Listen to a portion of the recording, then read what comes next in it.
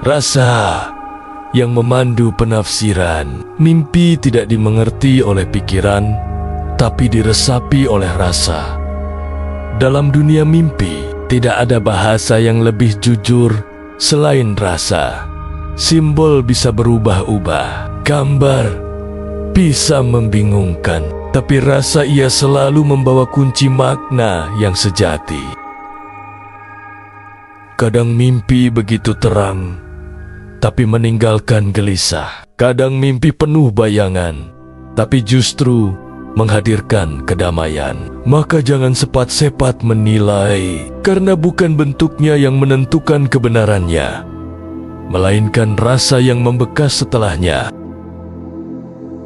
Mengapa rasa lebih penting dari gambar? Gambar dalam mimpi adalah kendaraan, tapi rasa adalah pesan yang dikirimkan, seperti surat dengan amplop.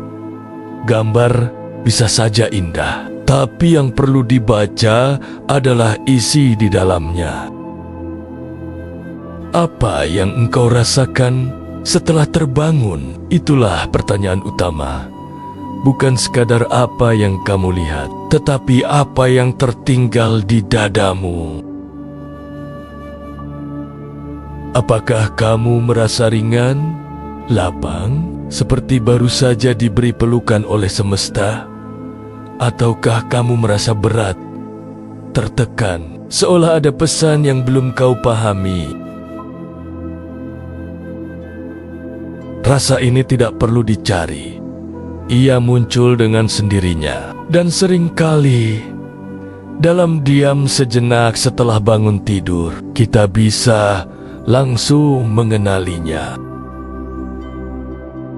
Jangan terjebak tafsir, hadirlah dalam rasa. Banyak orang terlalu cepat menafsirkan mimpi dengan logika, padahal mimpi bukan soal arti yang benar atau jawaban yang tepat. Mimpi adalah soal hubungan antara kamu dan bagian terdalam dari dirimu sendiri.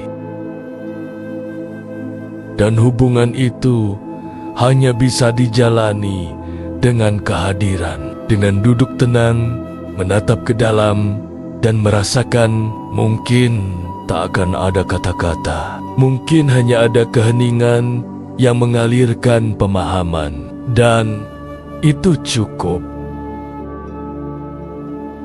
Tidak semua yang dirasa harus dijelaskan. Kadang yang hanya bisa dirasa, justru itulah yang paling dekat dengan kebenaran.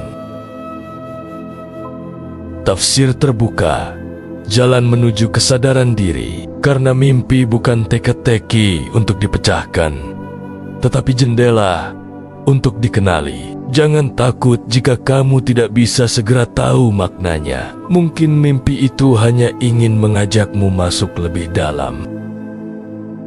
Maka, ketika kamu bermimpi, bangunlah perlahan, duduklah tenang, dan dengarkan rasa yang muncul, karena di sanalah suara jiwamu sedang berbicara.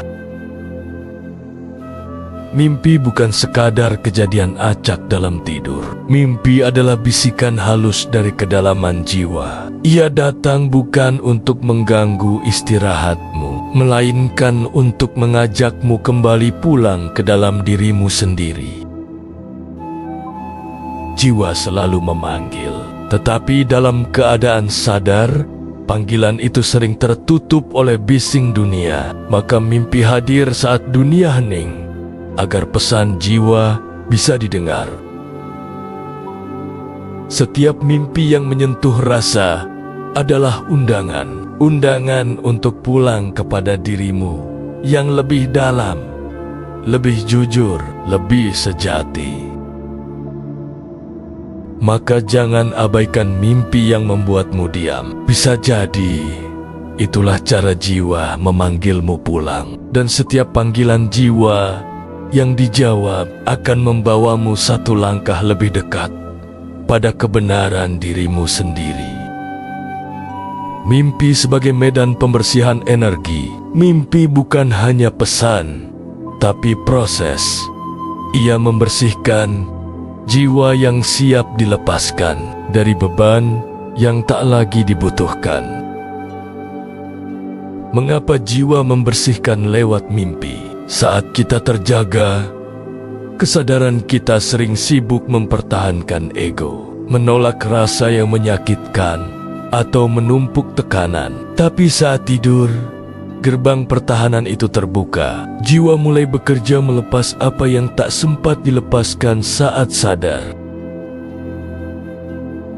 Pembersihan itu tidak selamanya nyaman, tapi selalu bermakna. Sama seperti proses penyembuhan luka fisik, kadang terasa perih. Proses pembersihan batin lewat mimpi pun bisa mengguncang, tapi itu adalah pertanda bahwa kamu siap berubah, bahwa jiwa tidak lagi mau memelihara beban yang bukan miliknya.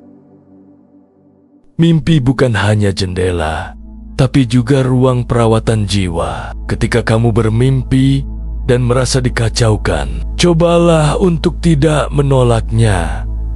Barangkali kamu sedang dibersihkan. Barangkali kamu sedang disiapkan. Dimensi kesadaran dalam mimpi. Kesadaran tidak hanya hidup di dunia fisik. Dalam mimpi, ia bisa menjelajah dimensi lain, seperti dimensi pembersihan, mimpi-mimpi berat, simbolik, atau emosional. Dimensi pengajaran, kamu merasa diajarkan, dibimbing, atau menerima wahyu. Dimensi komunikasi, yaitu bertemu dengan arwah, guru batin, atau bagian dirimu sendiri. Dimensi keheningan, yaitu mimpi hening, gelap, tapi terasa damai dan menyatu. Tidak semua mimpi hadir dalam bentuk naratif. Ada kalanya kita terbangun dari mimpi yang tidak bisa diceritakan. Kita tahu bahwa kita telah berada di suatu tempat, namun tak ada gambar, suara, atau kejadian yang bisa kita ingat. Mimpi tanpa bentuk bukanlah ketiadaan. Ia justru merupakan bentuk mimpi yang paling tinggi, di mana seluruh konstruksi simbol, tokoh, bahkan waktu pun larut. Yang tersisa hanya rasa hadir, tanpa aku yang mengamati. Beberapa ciri mimpi tanpa bentuk. Tidak ada narasi atau kronologi, tidak ada tubuh atau identitas, hanya rasa.